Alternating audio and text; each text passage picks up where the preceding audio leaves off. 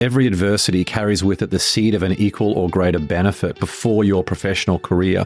The biggest challenge or adversity that you faced that you were able to identify an equivalent benefit from. I'd go back to rowing. I mean, my freshman year, I was a novice and I wasn't good at all. I basically didn't make the boat. And then I came back, worked harder over the summer. My sophomore year, I started having good erg times, got seat raced out of the boat right before sprints. Which was devastating. My junior year, now I'm coming back. Now I've got one of the best times on the team, and I make the boat, but our team doesn't do that well.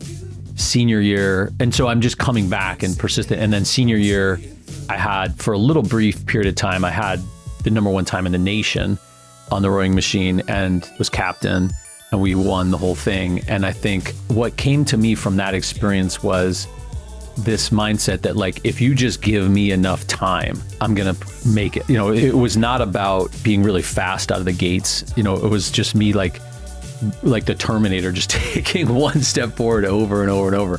That was so magical because that was exactly the path that my firm Alpine took. Instead of talking about a 4-year time frame, it's been a 23-year time frame. So thank God I had that experience of rowing, where I was like, okay, well, I'm getting my ass kicked in the early days, like just pummeled, but getting up and doing it again, and then getting my ass kicked and getting up and doing it again. But I had in my head that if I just keep going, it's gonna work out, and that's what happened. With those sort of attributes of determination and persistence and the resilience that you built up and obviously unlocked in you as well, do you feel like you would have been successful in basically any industry that you went down if it wasn't private equity? You know, going back to what I was saying before about exogenous and endogenous, like, I think that's a big part of it. So for example, the summer between my first and second year at business school, I went and spent some time at hedge funds because that was like the hot thing back then. That's what everyone was doing.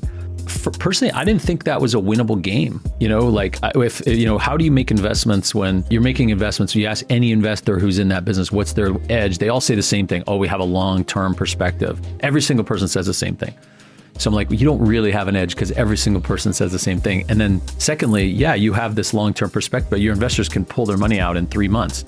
So you might not live to see that. So I think my answer to your question is I would be successful in anything where I could map that back to a series of endogenous activities. I will win at that game. You give me time and the ability to map that back, I can promise you I will win that. Not everything lends itself to that formula.